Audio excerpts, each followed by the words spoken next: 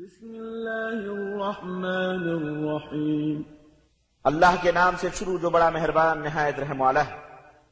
وَإِذْ بَوَّأْنَا لِإِبْرَاهِيمَ مَكَانَ الْبَيْتِ أَلَّا تُشْرِكْ بِي شَيْئًا وَطَهِّرْ بَيْتِيَ لِلطَّائِفِينَ وَالْقَائِمِينَ وَالرُّكَّعِ السُّجُودِ۔ اور یاد کرو جب ہم نے ابراہیم کے لیے بیت الحرام کی جگہ تجویز کی تھی کہ میرے ساتھ کسی چیز کو شریک نہ بنانا، اور میرے گھر کا طواف کرنے والوں، قیام کرنے والوں اور رکوع و سجود کرنے والوں کے لیے صاف و ستھرا رکھنا۔ وَأَذِّن فِي النَّاسِ بِالْحَجِّ يَأْتُوكَ رِجَالًا وَعَلَى كُلِّ ضَامِرٍ يَأْتِينَ مِن كُلِّ فَجٍّ عَمِيقٍ۔ اسی طرح یہ کہ لوگوں میں حج کا عام اعلان کر دو کہ وہ تمہارے پاس ہر دور و دراز مقامات سے پیدل اور چھریرے بدن کے اونٹوں پر سوار ہو کر آئیں۔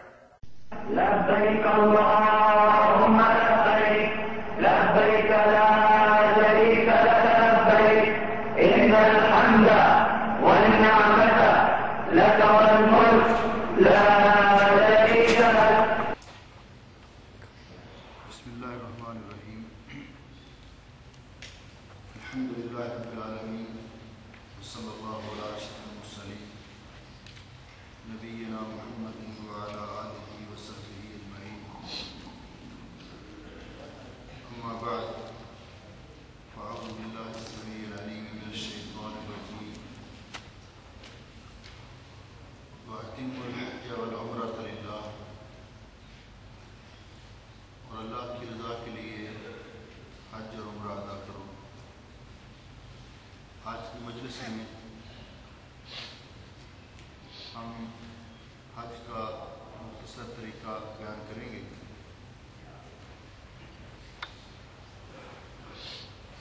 کیونکہ یہ وہ دن ہیں جن میں بہت سے سعادت مند اور خوش نصیب مسلمان حج بیت اللہ کی سعادت حاصل کرنے کے لیے وہاں پہنچ چکے ہیں، اور کچھ مصروف سفر ہیں اور کچھ جانے کا عزم کیے ہوئے ہیں۔ اللہ جل شانہ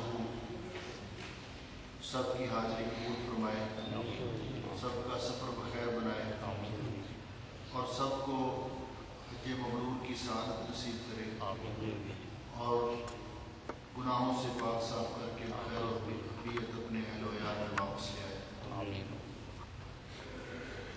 اللہ جل شانہ نے اس وقت جب کہ ابراہیم علیہ السلام نے بیت اللہ شریف کی تعمیر کی، تعمیر مکمل ہونے کے بعد ان کو حکم دیا وَأَذِّن فِي النَّاسِ بِالْحَجِّ، لوگوں میں اعلان کر دیجئے حج کے لیے کہ وہ اس گھر کی زیارت کے لیے آئیں۔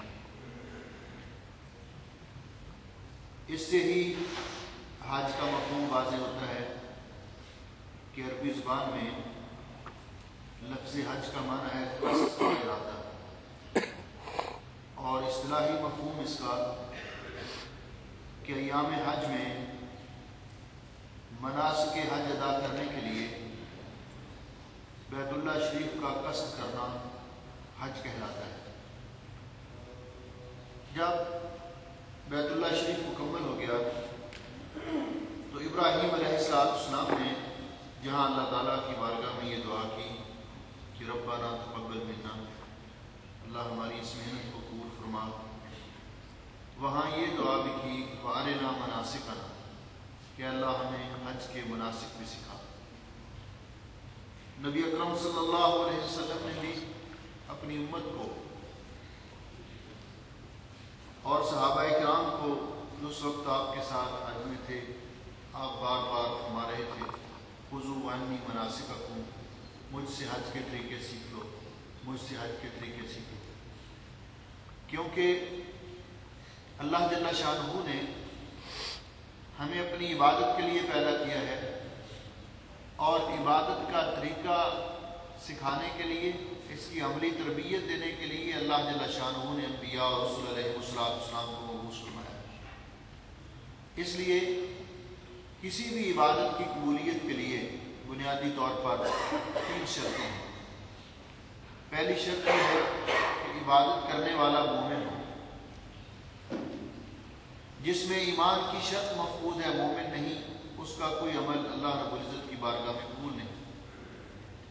دوسری شرط یہ ہے، جس طرح اس آیت میں اللہ رب العزت نے فرمایا وَأَتِمُّ الْحَجَّ وَالْعُمْرَةَ لِلَّهِ، کہ حج اور عمرہ اللہ کی رضا کے لیے، نمود و نمائش کے لیے نہ ہو، دکھلاوے کے لیے نہ ہو، شہرت مقصود نہ ہو، بلکہ اللہ کی رضا کے لیے۔ اور تیسری شرط یہ ہے کہ وہ عمل رسول اکرم صلی اللہ علیہ وسلم کی سنت کے مطابق، کہ جو طریقہ رسول اکرم صلی اللہ علیہ وسلم نے بتایا اس طریقے کے مطابق۔ حج اللہ جل شانہ نے اس کی اہمیت جس قدر اسلام میں رکھی ہے، اس کا اندازہ اسی بات سے لگایا جا سکتا ہے کہ حضرت عبداللہ ابن عمر رضی اللہ تعالیٰ فرماتے ہیں کہ رسول اکرم صلی اللہ علیہ وسلم نے فرمایا بنی الاسلام علی 5، اسلام کی بنیاد 5 ارکان پر ہے، 5 چیزوں پر ہے، اور ان میں سے ایک کہ جس کو اللہ نے استطاعت دی ہے وہ حج کرے۔ حج کرنا صاحب استطاعت لوگوں کے لیے لازمی ہے، فرض ہے، اور یہ اسلام کے 5 بنیادی ارکان میں سے اہم رکن ہے۔ جو شخص حج کی ادائیگی کا، اس فریضے کو ادا کرنے کا منکر ہے، وہ دائرہ اسلام سے خارج ہے۔ بلکہ یہاں تک کہ حضرت فاروق اعظم رضی اللہ تعالیٰ عنہ نے اپنے دور میں فرمایا کہ میرا جی چاہتا ہے کہ میں اسلامی سلطنت میں اپنے نمائندے بھیجوں جو تفتیش کریں، لوگوں کا پتہ چلائیں کہ جن کے پاس استطاعت ہے اور وہ حج کرنے کے لیے نہیں جاتے، ان پر میں جزیہ عائد کر دوں۔ ما ہم بے مسلمین، وہ مسلمان ہی نہیں رہے، وہ مسلمان نہیں رہے۔ اس قدر یہ اہم فریضہ ہے، اور نبی کریم علیہ السلام نے یہ بھی وضاحت فرما دی کہ حج زندگی میں 1 مرتبہ فرض ہے، صاحب استطاعت لوگوں پر زندگی میں 1 مرتبہ فرض ہے۔ آپ نے فرمایا ایھا الناس ان اللہ قد فرض علیکم الحج فحجوا، لوگوں اللہ تعالیٰ نے آپ پر حج فرض کیا ہے، لہذا بیت اللہ کا حج کرو۔ جو ایک صحابی نے اٹھ کے کھڑے ہو کے پوچھا، جن کا نام حضرت اقرع ابن حابس تھا، افی کل عام یا رسول اللہ کے رسول ہر سال حج فرض ہے؟ آپ خاموش رہے۔ پھر پوچھا، آپ خاموش رہے۔ تیسری بار سوال کیا تو آپ خاموش رہے۔ جب سوال کرنے والے نے سمجھا کہ آپ اس کا جواب نہیں دینا چاہتے تو وہ بیٹھ گئے، تو آپ نے فرمایا ضرور نہیں ما ترکتکم، جب تک میں تمہیں کوئی حکم نہیں دیتا بار بار سوال کر کے اس کے جواب پر مجبور نہ کرو۔ الحج مرتن، حج زندگی میں 1 مرتبہ فرض ہے۔ فمن زاد فتطوع، جو زیادہ کرے گا وہ اس کا نفلی حج ہوگا۔ یہ اتنا اہم فریضہ ہے کہ اللہ جل شانہ نے اس سفر پر روانہ ہونے والے لوگ، ان کو اپنے مہمان قرار دیا۔ نبی پاک صلی اللہ علیہ وسلم نے فرمایا کہ الحجاج والعمار وفد اللہ، حج اور عمرے کے لیے جانے والے یہ اللہ کے مہمان دعاہم فاجابوہ، اللہ تعالیٰ نے ان کو حکم دیا ہے اور یہ اللہ تعالیٰ کے حکم پر لبیک کہتے ہوئے آئے۔ وسألوہ فأعطاہم، اب یہ اللہ سے جو سوال کریں گے اللہ ان کو عطا کرے گا، اللہ ان کی وہ مراد پوری کرے گا۔ تو جب یہ اتنا اہم فریضہ ہے اور حج پر روانہ ہونے والا شخص اللہ رب العزت کا مہمان ہے اور اتنا مقبول بندہ ہے اگر، تو اس کو چاہیے کہ ان آداب کو ملحوظ رکھے جن آداب کی روشنی میں اللہ جل شانہ حج کو قبول فرماتے ہیں اور انسان کے گناہ معاف ہوتے ہیں اور انسان کو اللہ تعالیٰ کا قرب حاصل ہوتا ہے۔ تو ان میں کچھ آداب ایسے ہیں جو سفر سے پہلے جن کا ملحوظ رکھنا ضروری ہے۔ ان میں سے ایک بات تو یہ ہے کہ حج کا سفر حج کے اخراجات وہ حلال کی کمائی سے، حرام کی کمائی سے کی جانے والی عبادت کو اللہ قبول نہیں فرماتا۔ دوسرے نمبر پر حج پر روانہ ہونے والے کی نیت خالص ہو، اللہ کی رضا کے لیے حج کرے۔ تیسرے نمبر پر لوگوں کے ساتھ اپنا معاملہ صاف کر کے جائے، کسی کے ساتھ ناراضگی ہو، کسی پر اس نے ظلم اور زیادتی کیا ہو تو اس کے ساتھ اپنا معاملہ صاف کر کے جائے، اس سے معذرت کر کے جائے، اس کو راضی کر کے جائے۔ اور اگر کسی کے ساتھ مالی معاملہ ہو اور مالی معاملات چل رہے ہوں، جس طرح کاروباری چیزیں ہیں، ایسی سلسلے میں وہ اپنے گھر وصیت چھوڑ کے جائے۔ اور پھر جانے کے لیے اچھے ساتھیوں کا انتخاب کرے، حج کا سفر کرنے کے لیے اچھے ساتھیوں کا انتخاب کرے، مصنون طریقے سے گھر سے نکلنے کے آداب سیکھے۔ اور بہت زیادہ اہم چیز یہ بھی ہے کہ حج کے احکام سیکھے، اس کو حج کے احکام اچھی طرح آتے ہوں تاکہ حج کی ادائیگی میں اس سے کوتاہی نہ ہو، کوئی غلطی نہ ہو۔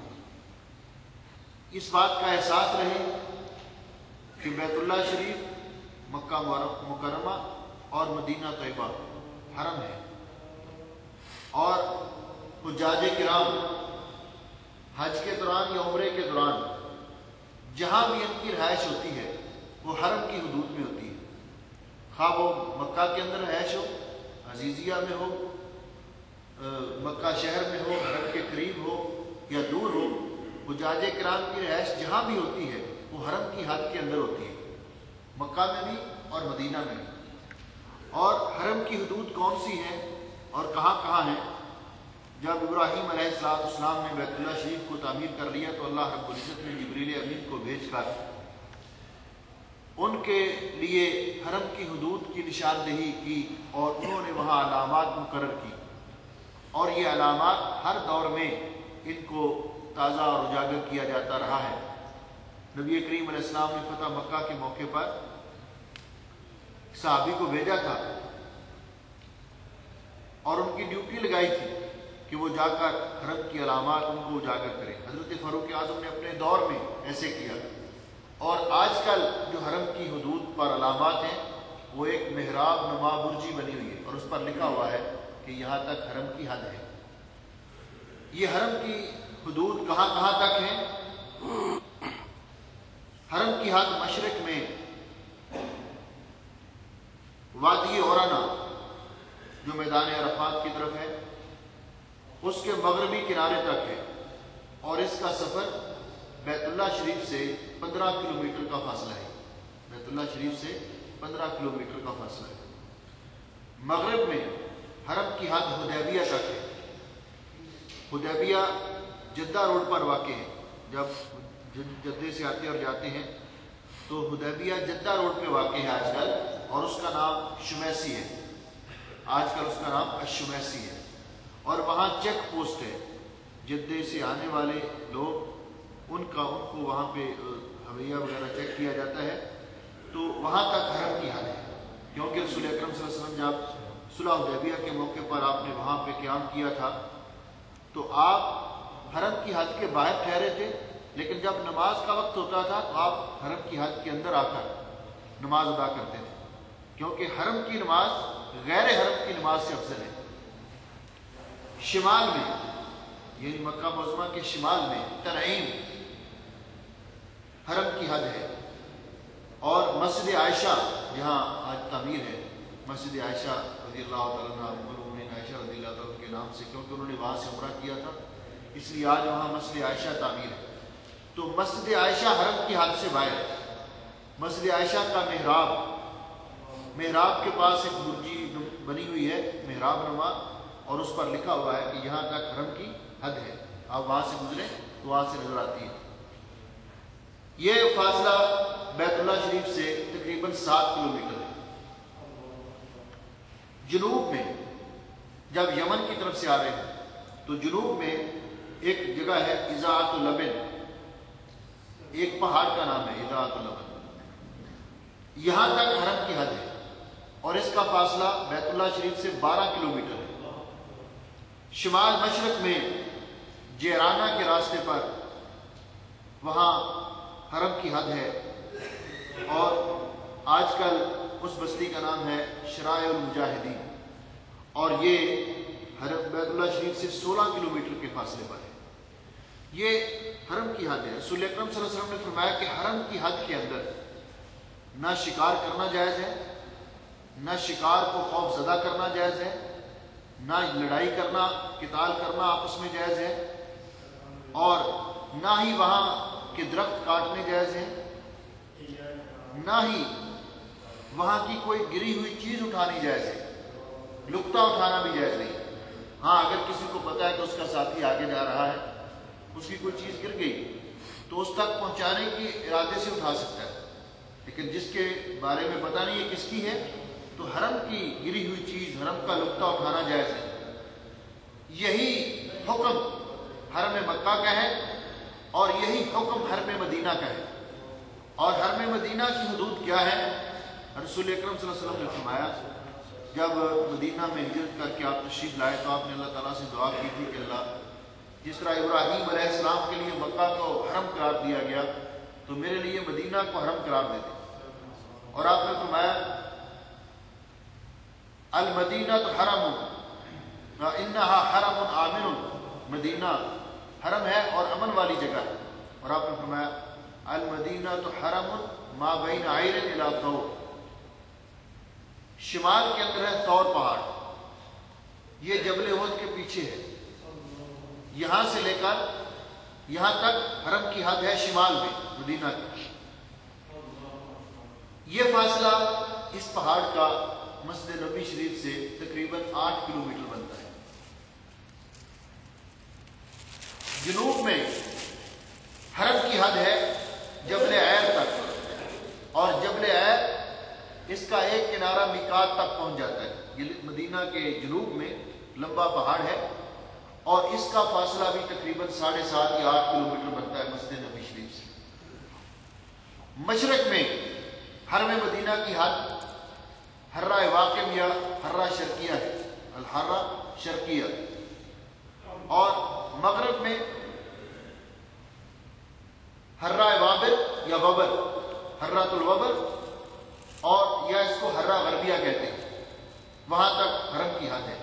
اس کے اندر بھی وہی احکام لاگو ہیں جو حرم مکہ کے احکام ہیں۔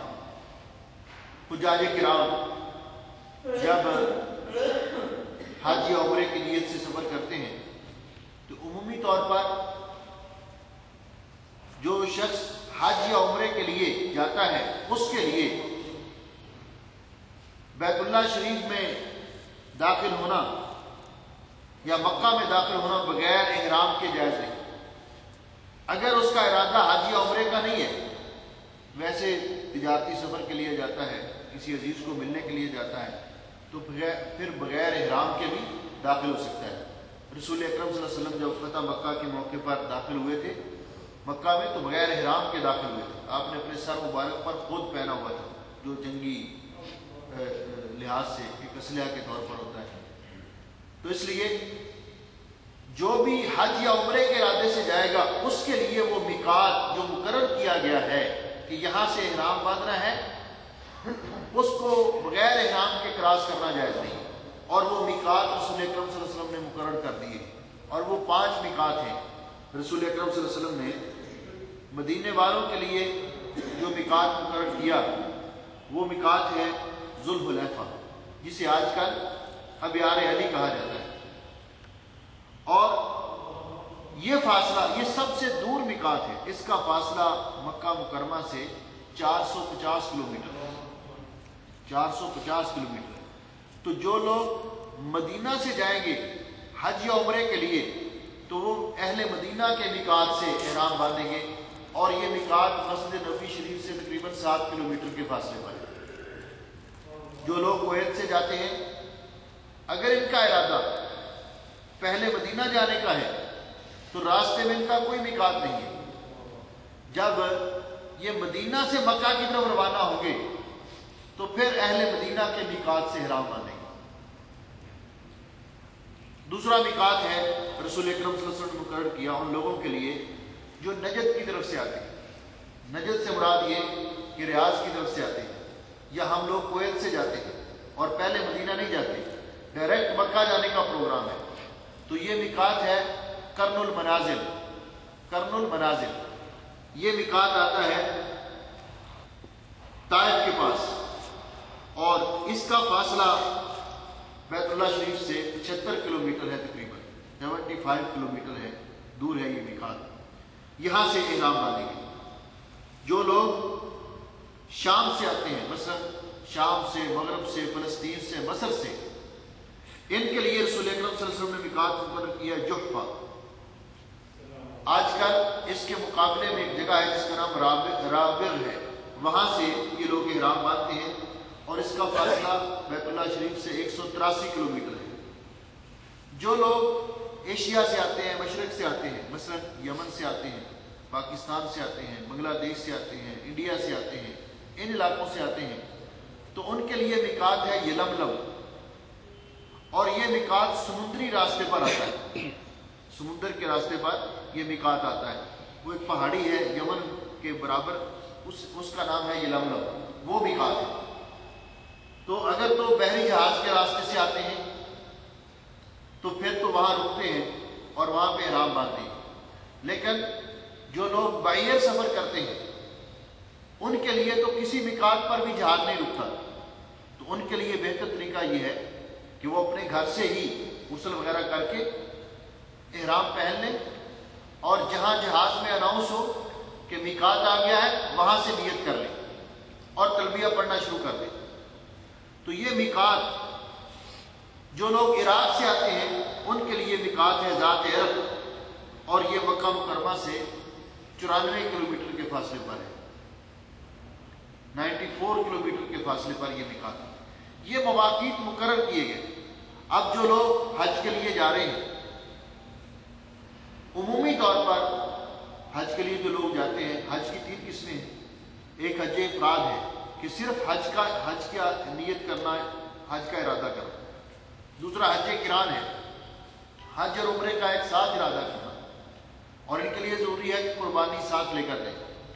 اور تیسری قسم ہے حج تمتع، جو آسان بھی ہے اور افضل بھی ہے، اور عمومی طور پر لوگ حج تمتع کرتے ہیں. اور ہم اسی کا طریقہ بھی بیان کرتے ہیں اختصار کے ساتھ کہ حج تمتع کرنے والے لوگ وہ میقات پر پہنچ کر غسل کریں، غسل کرنے اور غسل سے پہلے یا نیت کرنے سے پہلے وہ ناخن اتار سکتے ہیں، ضروری بال صاف کر سکتے ہیں، حجامت بنا سکتے ہیں، اور خوشبودار صابن استعمال کر سکتے ہیں احرام سے پہلے. وہاں سے غسل کرنے کے بعد اس کے بعد احرام اصل میں معنی ہے نیت کرنا.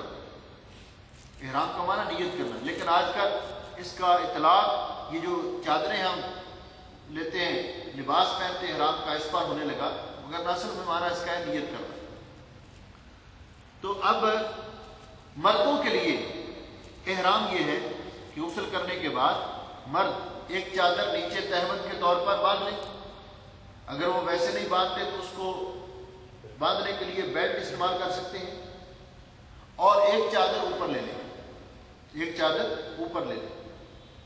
مرد سلا ہوا لباس نہیں پہن سکتے، شلوار قمیص وغیرہ مرد نہیں پہن سکتے، لیکن عورتیں اپنے عام کپڑوں میں بہتر ہے کہ وہ سادہ ہوں، انہی کے اندر نیت کریں گے، وہی ان کا احرام ہو، صاف ستھرا لباس ہو اور سادہ ہو. مرد جب احرام پہن لیں گے اور عورتیں بھی احرام پہن لیں گی. جو بچے ہیں اگر تو وہ بیٹے ہیں، لڑکے ہیں، تو وہ مردوں جیسا احرام، اور بچیاں ہیں تو وہ عورتوں جیسا احرام. احرام کے بعد حج تمتع والے وہاں سے نیت کریں گے. اب چونکہ حج تمتع والوں نے جا کر صرف عمرہ کرنا ہے پہلے، تو میقات سے عمرے کی نیت کریں گے، میقات سے عمرے کی نیت کریں گے.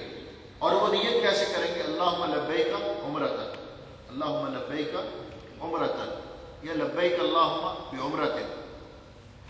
اگر عربی زبان میں یہ الفاظ نہیں آتے تو اپنی زبان میں بھی کہہ سکتے ہیں کہ اللہ میں عمرے کی نیت کرتا ہوں، میں عمرے کی نیت کرتی ہوں. عمرے کی نیت کر کے اب جب نیت ہو گئی تو احرام کی پابندیاں عائد ہو گئی. پابندیاں کیا ہے؟ اب مرد یا عورت اپنے ناخن نہیں تراش سکتے، مرد یا عورت خوشبو نہیں لگا سکتے، مرد یا عورت اپنا کوئی بال نہیں کاٹ سکتے، اور کچھ پابندیاں مردوں کے لیے خاص ہیں کہ مرد اپنا سر نہیں ڈھانپ سکتے، عورتیں نقاب نہیں کر سکتی. لیکن چونکہ وہاں غیر محرم لوگ ہوتے ہیں، کیا کریں؟ تو وہ اوپر والی جو چادر ہے جب دوسرے لوگ سامنے آئیں، جب تو اپنے لوگوں کے ساتھ ہو جو محرم ہے تو اس وقت چہرہ کھلا رکھے، جب دوسرے لوگ سامنے آئے تو وہ چادر آگے لٹکا لیں. مرد دستانے نہیں پہن سکتے، عورتیں بھی دستانے نہیں پہن سکتی. مرد جرابے نہیں پہن سکتے، لیکن عورت اگر جرابے پہننا چاہے تو پہن سکتی. مرد کے لیے سر ڈھانپنا جائز نہیں ہے احرام کی حالت میں، مرد کا سر ننگا رہے گا جس طرح میں نے عرض کیا. لیکن عورت نے کے سر پر دوپٹہ ہوگا اور عورت کا لباس عادی ہوگا جس میں وہ نیت کرے. اگر اپنی طرف سے نیت کر رہے ہیں تو پھر تو یہ نیت جو میں نے آپ کو بیان کی. اگر کسی کی طرف سے کر رہے ہیں حج تمتع تو پھر اس کا نام لیں گے کہ اللہ میں فلاں کی طرف سے عمرے کی نیت کرتا ہوں، پھر جب حج کریں گے تو پھر اس کا نام لیں گے. لیکن جو کسی کی طرف سے حج کر رہا ہے حج بدل، اس کے لیے لازمی ہے کہ اس نے پہلے اپنا حج کیا ہوا. جو جب نیت کر لیں گے تو پابندیاں عائد ہو گئی اور تلبیہ شروع کر دینا ہے. تلبیہ پڑھنا، لبیک اللہم لبیک لبیک لا شریک لک لبیک ان الحمد والنعمت لک والملک لا شریک لک. یہ تلبیہ پڑھتے جائیں گے، بیت اللہ شریف پہنچنے تک یہ تلبیہ جاری رہے گا. بیت اللہ شریف میں جب پہنچیں گے تو مسجد میں داخل ہونے کے لیے مسجد میں داخل ہونے کی دعا پڑھیں گے. اگر وہ لمبی دعا نہیں آتی تو مختصر دعا بھی پڑھ سکتے ہیں. اللہم افتح لی ابواب رحمتک،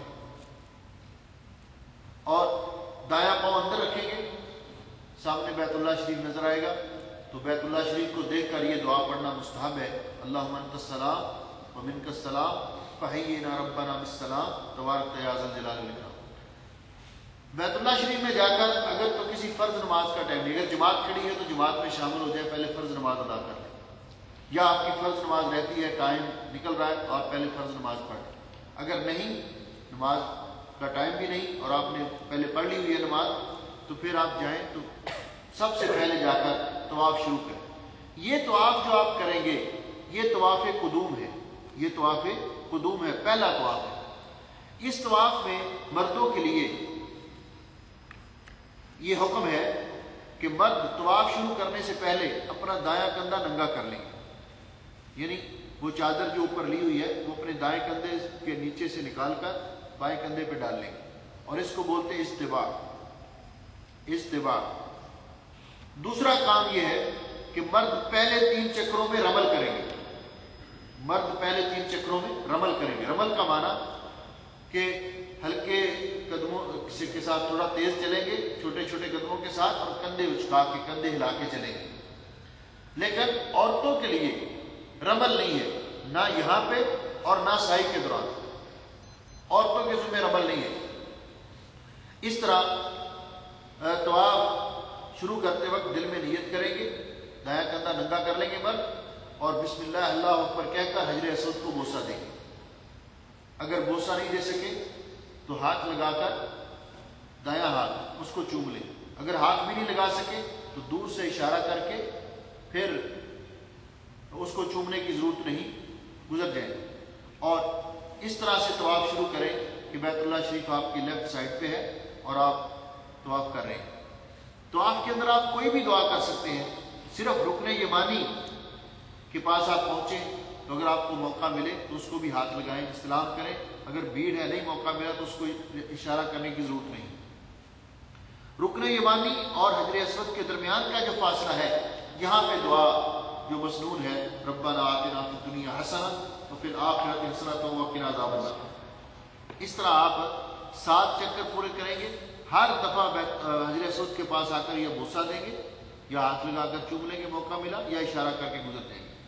7 شوط مکمل کرنے کے بعد یہ طواف مکمل ہو گیا، اس کے بعد مقام ابراہیم کے پیچھے جہاں بھی موقع ملے آپ 2 رکعت نفل تحیۃ الطواف ادا کریں گے۔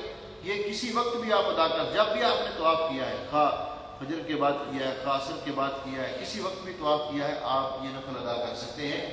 اور ان میں مصنون طریقہ یہ ہے کہ پہلی رکعت میں سورہ فاتحہ کے بعد سورۃ الکافرون کی تلاوت کی جائے، اور دوسری رکعت میں سورہ فاتحہ کے بعد سورۃ اخلاص قل هو اللہ کی قل هو اللہ احد کی تلاوت کی جائے۔ تحیۃ الطواف ادا کرنے کے بعد نبی علیہ السلام نے زمزم پیا اور سر مبارک پہ بھی ڈالا، اور اس کے بعد آپ نے سعی کی۔ سعی صفا سے شروع کرنی ہے۔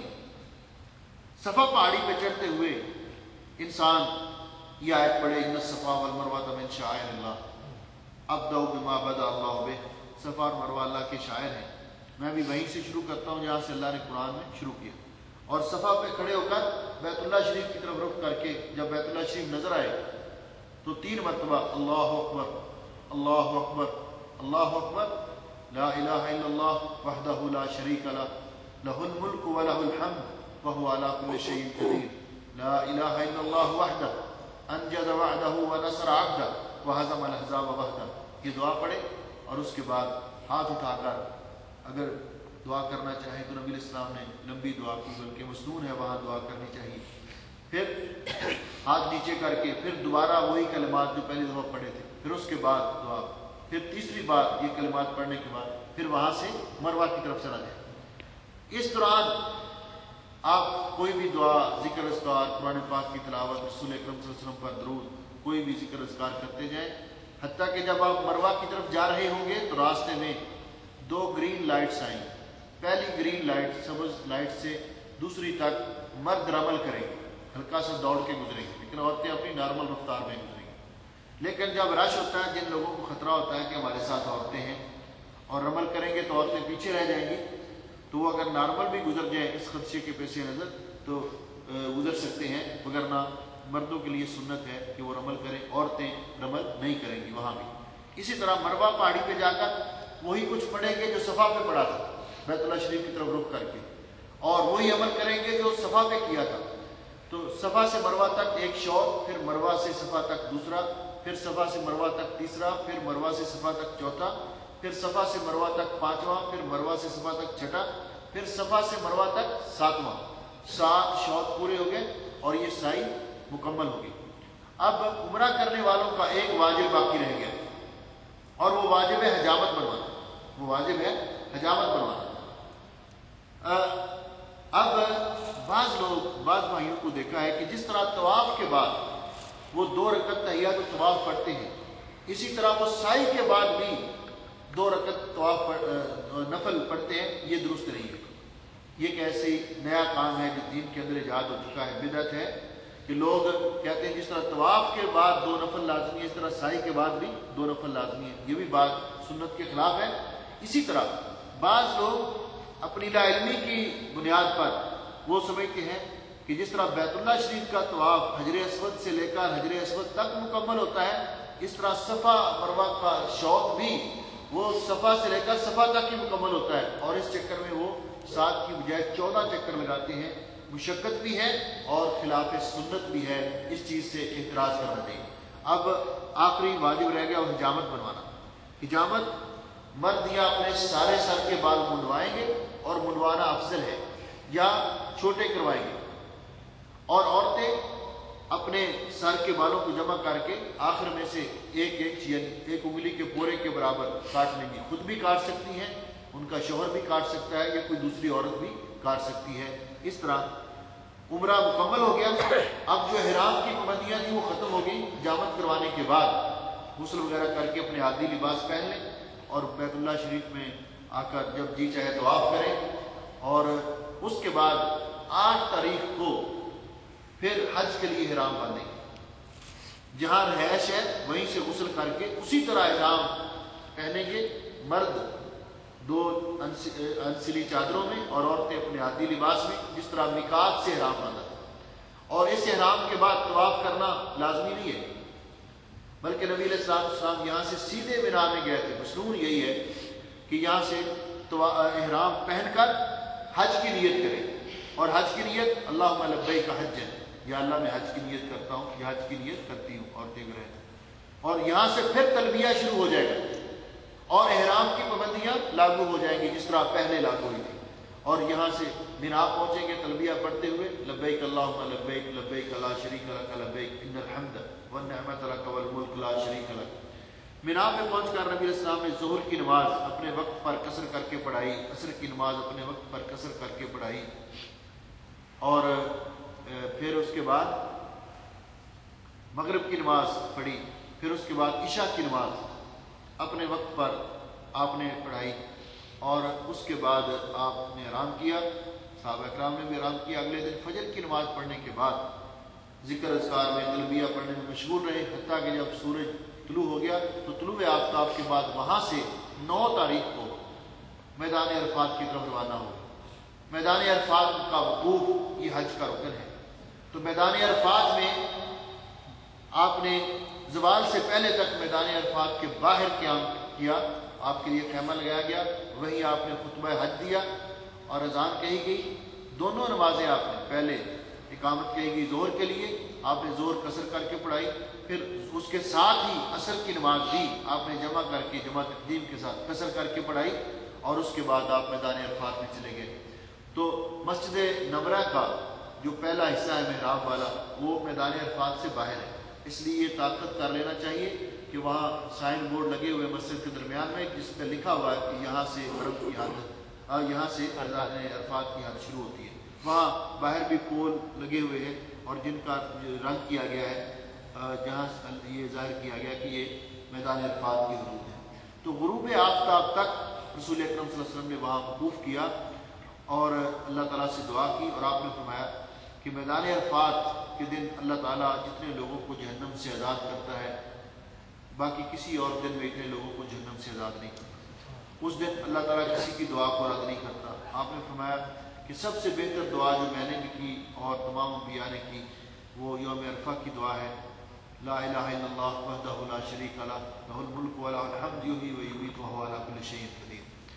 غروب آفتاب کے بعد پھر وہاں سے واپس روانہ ہوں گے، مزدلفہ میں آ کر تلبیہ پڑھتے ہوئے آئیں گے. مزدلفہ میں آ کر آپ نے جمع تاخیر کے ساتھ مغرب اور عشاء ایک ساتھ پڑھی. پہلے مغرب کی جماعت اذان ہوئی تو پہلے اقامت کہے گی، مغرب کی نماز پڑھی، پھر عشاء کی نماز آپ نے جماعت کروائی اور پھر آپ نے آرام کیا. اگلے دن فجر کی نماز پڑھنے کے بعد آپ مشعر حرام کے پاس اللہ تعالیٰ کا ذکر کرتے رہے، حتیٰ کہ جب اچھی طرح اجالا ہو گیا طلوع آفتاب سے پہلے پھر آپ وہاں سے روانہ ہوئے مینا کی طرف. اور یہ 10 تاریخ تھی. آپ نے وہ لوگ جو بیمار تھے، بڑی عمر کے تھے، عورتیں تھیں، ان کو آدھی رات کے بعد یہاں سے روانہ ہونے کی اجازت دے دی. تو جو آدھی رات کے بعد وہاں سے روانہ ہوں گے اصحاب الآزاد، وہ جب پہنچیں گے اسی وقت کنکریاں مار سکتے ہیں جمرہ عقبہ کو. اور کنکریاں آپ نے راستے میں سے اٹھائی تھی. پہلے دن عید کے دن 7 کنکریاں مارنی ہیں جمرہ عقبہ کو، اور اس کی پوزیشن یہ ہونی چاہیے کہ آدمی جمرے کی طرف منہ ہو، بیت اللہ شریف آپ کی لیفٹ پہ ہو، مینا آپ کی رائٹ سائڈ پہ ہو. ہر کنکری الگ الگ اللہ اکبر اللہ اکبر اللہ اکبر.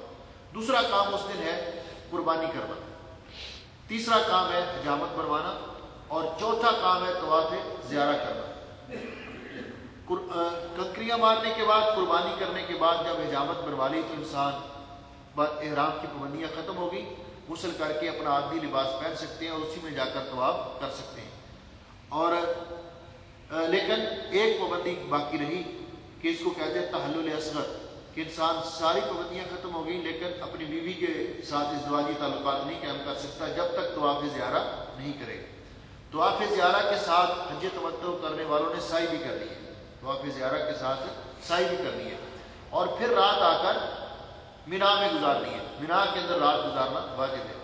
پھر اگلے دن 11 تاریخ، اور اس دن جو کام ہے ان کی ترتیب یہی ہے، پہلے کنکریاں مارنا، پھر قربانی کرنا، پھر حجامت بنوانا، پھر طواف کرنا. لیکن اگر تقدیم و تاخیر ہو جائے تو کوئی حرج نہیں، حج پر کوئی اس کا اثر نہیں پڑتا. نبی علیہ السلام سے اس دن جس نے بھی جو مسئلہ پوچھا کہ میں نے پہلے یہ کام کیا بعد میں یہ کیا، تو آپ جو رہ گیا وہ کر لو، افعل ولا حرج. 11 تاریخ کو کیا کام کرنا ہے؟ صرف زوال کر 10 تاریخ کو جب پہنچیں گے مینا میں کنکریاں مارنی ہے، اور 11 تاریخ کو زوال کے بعد تینوں جمرات کو کنکریاں مارنی ہیں۔ جمرہ عقبہ وہ ہے جو مسجد خیف کے قریب ہے، وہاں سے شروع کرنی ہے، اس کو 7 کنکریاں مارنے کے بعد پھر تھوڑا آگے بڑھ کر قبلہ رو ہو کر دعا کرنا، نبی علیہ السلام نے دعا کی۔ پھر جمرہ وسطیٰ کو، درمیانے شیطان کو آپ نے کنکریاں ماری اور اس کے بعد آگے بڑھ کر دعا کی۔ پھر تیسرے جمرے کو کنکریاں مارنے کے بعد واپس آ گئی، اس کے بعد کھڑے ہو کر دعا نہیں کی۔ اگلے دن پھر یہ کنکریاں اگر کوئی خود مار سکتا ہے تو ٹھیک ہے، کوئی اگر بوڑھا ہے کمزور ہے نہیں مار سکتا تو کوئی دوسرا بھی اس کی طرف سے کنکریاں نیابتاً مار سکتا ہے۔ 12 تاریخ کو بھی اسی طرح تینوں جمرات کو زوال کے بعد کنکریاں مارنی ہے۔ جو لوگ 12 تاریخ کی کنکریاں مارنے کے بعد واپس آنا چاہتے ہیں تو وہ آ سکتے ہیں واپس، لیکن ان کے لیے ضروری ہے کہ وہ غروب آفتاب سے پہلے پہلے مینا میں اپنی رہائش چھوڑ دیں، اور جو 13 تاریخ کی کنکریاں مارنے کے بعد آنا چاہتے ہیں تو ان کے لیے یہ رات بھی وہاں پہ گزارنی واجب ہے جو 13 کی رات ہے، تو اگلے دن پھر زوال کے بعد کنکریاں مارنے کے بعد آئیں گے۔ اب جب 12 کی کنکریاں مار لی جو آنا چاہتے ہیں، یا 13 کی کنکریاں جنہوں نے جو مار کے آنا چاہتے ہیں، تو ان کے لیے ایک واجب باقی رہ گیا ہے، وہ ہے طواف وداع کرنا، اور طواف وداع اس وقت کیا جائے گا جب وہاں سے واپس آنے کا ارادہ ہے، تو یہ طواف واجب ہے، جو نہیں کرے گا اس پر دم واجب ہوگا۔ لیکن اللہ تعالیٰ نے عذر والی عورتیں، مثلا جن کو کوئی عذر لائق ایام وغیرہ کا عذر لاحق ہو جاتا ہے، تو ان کو یہ طواف معاف کر دیا ہوا ہے، وہ طواف کے بغیر بھی آ جائے تو ان پر کوئی جرمانہ یا کوئی دم وغیرہ نہیں ہے۔ اس کے بعد مدینہ طیبہ کی زیارت کے لیے جائیں، مسجد نبوی میں جا کر وہی دعا پڑھیں جو مسجد میں داخل ہونے کی دعا ہے، تحیۃ المسجد پڑھیں، اور نبی پاک صلی اللہ علیہ وسلم کی قبر مبارک پہ جا کر درود ابراہیمی پڑھیں، اور درود و سلام پڑھنے کے بعد آپ جب تک اللہ توفیق دے مدینہ میں رہیں، مسجد میں نمازیں ادا کریں، وہاں سے مسجد قباء میں جا کر نماز ادا کریں، گھر سے وضو کر کے یا غسل کر کے، تو جو نماز فرض یا نفل وہاں جا کر ادا کرتا ہے اللہ تعالیٰ اس کو عمرے کا ثواب دیتا ہے،